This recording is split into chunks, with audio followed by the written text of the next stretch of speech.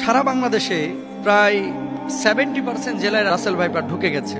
সে বৎসরে 20 থেকে 40টা বাচ্চা দিতে পারে। আপনি পানিতে আছেন, ঠিক সেই সময় সাপ আপনার পায়ে কামড় দিয়েছে, আপনি নিশ্চিত থাকবেন যে আপনার শরীরে বিষ ঢুকবে না। কেন বলেন তো?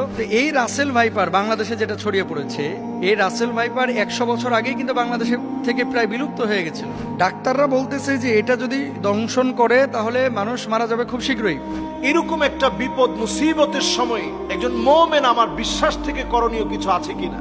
ফরিদপুরের একজন লিডার তিনি ঘোষণা করেছেন যে রাসেল ভাইপার একটারে যে মারতে পারবে তার আমি 50,000 টাকা পুরস্কার দেব। সাপের ব্যাপারে কিন্তু হাদিস আছে একাধিক, এবং এক্ষেত্রে আব্দুল্লাহ ইবনে ওমর রাদিয়াল্লাহু তাআলা আনহু তিনি সাপ দেখলেই কিন্তু দৌড়ান দিতেন এবং মারতেন। আপনি বলবেন যে হুজুর কেন তিনি মারতেন? নবীজি সাল্লাল্লাহু আলাইহি ওয়াসাল্লাম এক প্রকার সাপের ব্যাপারে খুব সতর্ক করেছিলেন সাহাবীদেরকে। সেই সাপটা কোন সাপ দেখেন, নবীজি সাল্লাল্লাহু আলাইহি ওয়াসাল্লাম সেই সাপের ব্যাপারে আনা আয়েশা রাদিয়াল্লাহু তাআলা আনহা قالت আমরা রাসূলুল্লাহ সাল্লাল্লাহু আলাইহি ওয়াসাল্লাম বিকতলি জিত তুফিয়াতাইনে ফাইন্নাহু ইয়ালতামিসুল বাসর ওয়া ইউসিবুল হাবাল। আয়েশা রাদিয়াল্লাহু তাআলা আনহা থেকে বর্ণিত, তিনি বলেন রাসূল আকরাম সাল্লাল্লাহু আলাইহি ওয়াসাল্লাম পিঠে দুটি সাদা রেখা বিশিষ্ট বিষধর সাপ মেরে ফেলার নির্দেশ দিয়েছেন, কারণ তার দৃষ্টিশক্তি কেড়ে নেয় এবং গর্ভস্থ সন্তানের ওপরে বিরূপ প্রতিক্রিয়া সৃষ্টি করে। গর্ভে যে সন্তান থাকে এরকম কোনো মাকে যদি এই সাদা রেখা বিশিষ্ট সাপ দংশন করে তাহলে সেই সন্তানের উপরে ইফেক্ট করে, মায়ের উপরে ইফেক্ট করে। এটা নবীজি নিজে বলেছেন। কোথায় আছে হাদিসটি? নবীজি সাল্লাল্লাহু আলাইহি ওয়াসাল্লামের এই হাদিসটি আম্মাজান আয়েশা সিদ্দিকা রাদিয়াল্লাহু তাআলা আনহা থেকে বর্ণিত। বর্ণনাকারী আয়েশা বিনতে আবু বকর সিদ্দিক রাদিয়াল্লাহু তাআলা আনহা, এবং হাদিসের মান সহিহ মুসলিম ইসলামিক ফাউন্ডেশন থেকে যেটা অনুবাদ করা হয়েছে সেখানে এই হাদিসটি আমরা যদি খুঁজি তাহলে পাবো। এরপর আসেন আরেকটি হাদিস, ওয়াকালাল আবতারু ওয়াদুত্তুফ ইয়াতাইনে। নবীজি কি বলছেন? লেজ খসে যাওয়া এবং পিঠে দুটি সাদা রেখা বিশিষ্ট সাপ। আব্দুল্লাহ ইবনে ওমর রাদিয়াল্লাহু তাআলা আনহু একটা সাপ দেখলেন, তারপরে এটার পিছু নিয়েছেন। অন্য সাহাবীরা ওনাকে বলছেন, এই তুমি কোথায় যাচ্ছ? এই যে সাপ আমি দেখেছি, নবীজি সাল্লাল্লাহু আলাইহি ওয়াসাল্লাম তো সাপ দেখলে মেরে ফেলতে বলেছেন, এই জন্য আমি মারার জন্য যাচ্ছি। তো সাহাবীরা বললেন, তুমি কি শোনো নাই যে ঘরে এবং ঘরের বাইরে যে সমস্ত সাপগুলা মানুষের আশপাশে থাকে, এই সাপগুলো তোমাকে দংশন না করলে, তোমার ক্ষতির কারণ না হলে তুমি তাকে হত্যা করতে পারবে না। এটা নবীজি নিজেই নিষেধ করেছেন। তাহলে কি এখান থেকে বোঝা যায় যে যেই সাপটা আপনার শরীরের জন্য ক্ষতিকর, আপনার জীবন বিনাশ করবে, সেই সাপকে আপনার হত্যা করতে হবে। আর কিছু সাপ আছে, আপনি জানেন কি না, সারা পৃথিবীতে যত ধরনের সাপ আছে 80% সাপ যাদের নাই, বিষ নাই, বা মানুষকে কামড়াইলে এই মানুষের শারীরিক কোনো ক্ষতি হয় না। এবং সাপের একটা নেচার আছে, কিন্তু আপনি যতক্ষণ পর্যন্ত তারে খোঁচাখুচি না করবেন ততক্ষণ পর্যন্ত কিন্তু কামড়ায় না। খেয়াল করে দেখেন, ধরেন আপনার পাশ দিয়ে চলে যাচ্ছে, আপনাকে প্রথমে কিন্তু ছবল মারে না, এটা সাপের একটা বৈশিষ্ট্য। কিন্তু এই রাসেল ভাইপার বাংলাদেশে যেটা ছড়িয়ে পড়েছে, এই রাসেল ভাইপার 100 বছর আগেই কিন্তু বাংলাদেশে থেকে প্রায় বিলুপ্ত হয়ে গেছিল। এটা সাহারা মরুভূমিতে পাওয়া যেত, আরব বিশ্বের বিভিন্ন দেশে পাওয়া যেত। বাংলাদেশে কিভাবে আসলো এই সাপটা? এখন আমরা জানি না যে এটা কারো ষড়যন্ত্র কিনা বাংলাদেশের কৃষিখাত ধ্বংস করার জন্য, যে এই রাসেল ভাইপার ছাড়িয়ে দিলে কৃষকরা ভয়ে মাঠে যাবে না, ধান কাটতে পারবে না, বা জঙ্গলে যাবে না, কারণ এটার ইফেক্ট কিন্তু কৃষিখাতে অবশ্যই পড়বে। ডাক্তাররা বলতেছে যে এটা যদি দংশন করে তাহলে মানুষ মারা যাবে খুব শীঘ্রই, এবং ওই যে মেডিসিন বা ইনজেকশন দেওয়ার পরে, অ্যান্টিভেনম দেওয়ার পরেও কিন্তু কাজ হয় না। অনেক সময় কিডনি বিকল করে ফেলে, হার্ট দুর্বল করে ফেলে, হার্ট বিকল করে ফেলে, এই জন্য মানুষ মারা যায়।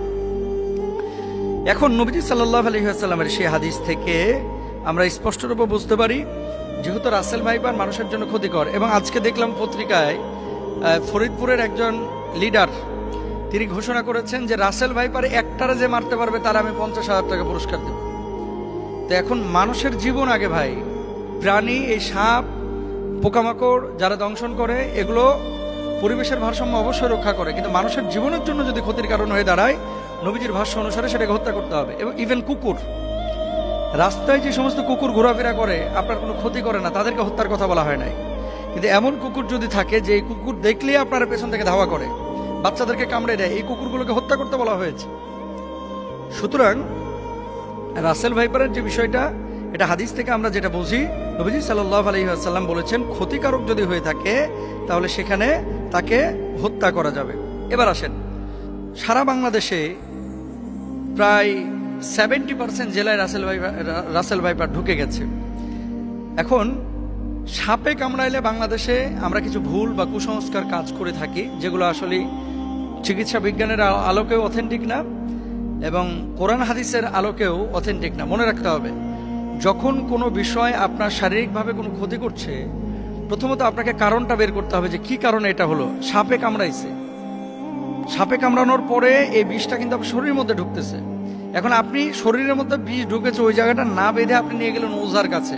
ওঝা কি করতেছে, ওই তদবির করতে করতে করতে করতে, আগে যেমন বাংলা সিনেমায় দেখা যাইতো ওই যে বিন বাজাইতেছে আর কাইটিয়া যেই সাপটা দংশন করছে এ আবার উড়িয়ে চুলাইতেছে একেবারে। হ্যাঁ, আসার পরে ওখানে মনে করেন মুখটা দিয়ে আবার মনে করেন বিষ বাইর করে ফেলে। এগুলো মিথ্যা কথা ভাই, এগুলো কোনো ভিত্তি নাই।